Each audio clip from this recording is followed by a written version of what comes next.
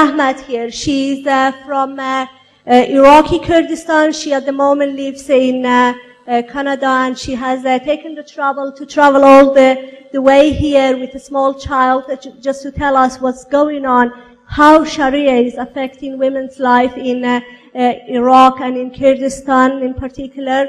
And we want to hear from her what is going on in that part of the world. And just to introduce her, she's an activist, a women's rights activist. She's the head of a campaign against the civil law that at the moment is in Kurdistan, and it's also based on Islamic laws. And she's the host and presenter of a Kurdish program, TV program for women's rights, and she's part of the committee. She's a committee member for a campaign for women's liberation in Iraq. Can we have Sargul Ahmad here, please?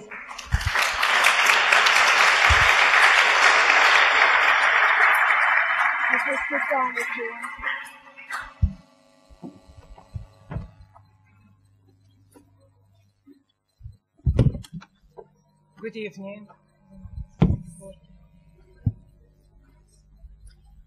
Good evening. My name is Sargul Ahmad from the Organization of Women's Liberation in Iraq.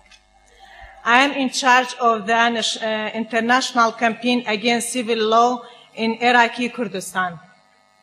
First, I'd like to congratulate you for March 8, the International Women's Day, and One Law for All campaign, and Miriam Namazi in person for inviting me to speak here. We all know that because of the New World Order and democracy and postmodernism, terrible disasters have happened to humanity, and how most of their victims are women. In the West, millions of women are now under the threat of discrimination and sexual abuse. In those countries, and because of multiculturalism, they passed the most anti-women laws. We have all witnessed in Europe and USA and Canada the killing of women under the pretext of honor. There are many examples. In Sweden, Fatima and Pela was killed. In Canada, Aksa Perwez, a girl in her 16, was killed by her father because Aksa wanted to take off her hijab and wore modern clothes like many children her age. Same tragedies are committed in many other civilized countries. 5 years ago, the Islamists were busy trying to establish Sharia court in Canada. Fortunately, through the activities of communists and secularists, their attempt was defeated. They failed because we stood up against it. In Iraq, women have been turned into victims of wars, one after another, especially the war of USA, which was a case for bringing tens of religious and nationalist groups.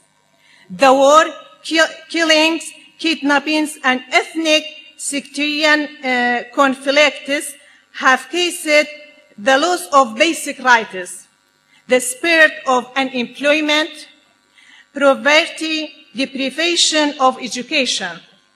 In Iraqi Kurdistan, women are being insulted under the rule of nationalist parties just because they demand their basic rights. This is exactly what happened to Dua Khalil in Badinan and Fenik in Calabria.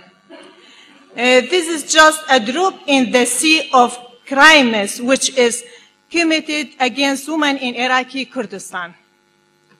Many books documented the horrific crimes against women in Iraqi Kurdistan under the nationalist parties. In most of the cases, the women who demand work face sexual harassment by the officials.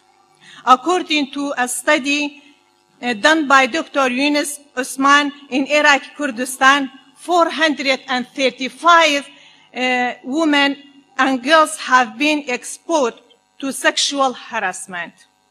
Another horrific fact is that over 30,000 women had been killed during the past few years. Thousands of them had burned themselves to death, committed suicide. If you could visit the hospitals of Suleimania and Duhok and Arbil, you will see those facts.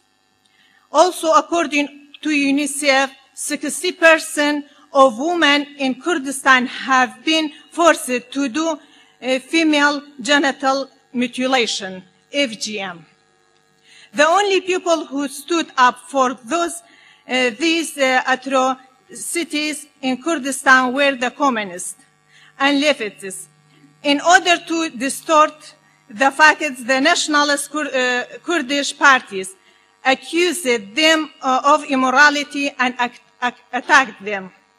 In order to protect women from killing, we had founded the Center for the Defense of Women. During our activities in this regard, we saved the life of tens of women and liberated them from certain death. We had also founded the Center of the Defense of Children's Rights in Kurdistan and tried to establish the rights of children in the laws of Kurdistan. We had faced to a military attack by the rulers of Kurdistan, and our center was closed down by force. We had been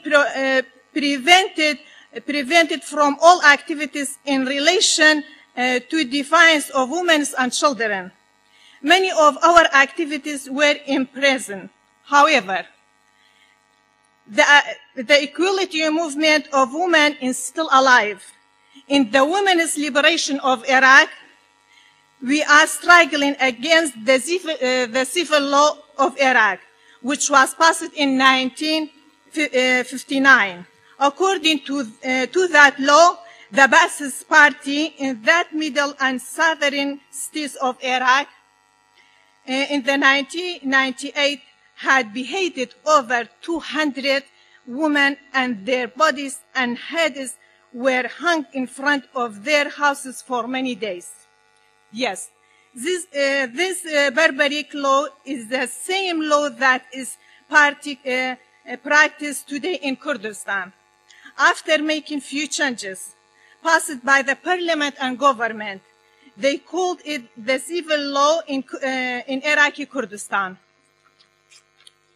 In that law, the man is allowed to marry more than one woman, and made it legal to enslave a woman in a complete patriarchal society. This is the shame for humanity of the 21st century. One of the major duties for our organization today is organizing the international campaign to abolish the civil law in Kurdistan, Iraq, and replace it with a civilized and secular law passed on the separation of religion from state and education. In addition, our organization has many other projects on its agenda. But in order for us to achieve those duties, we need your moral and financial support. Urgently, I call upon you, friends and freedom lovers, first to add your signature on our campaign list. You can find it on the table, and I call upon you to give generously to our organization with all possible ways. Any help is needed. Your support is a sign that you stand by us against this barbaric situation with women of Iraqi are facing every day. I am certain that if we stand together, we, the secularist friend, are able to achieve peace, equality, and freedom, and a world without separation against women and people in general. thank you again for this great opportunity, and together we can achieve freedom and equality for women and for everyone. Long life International Women's Day, and long life full equality between women and men. Thank you.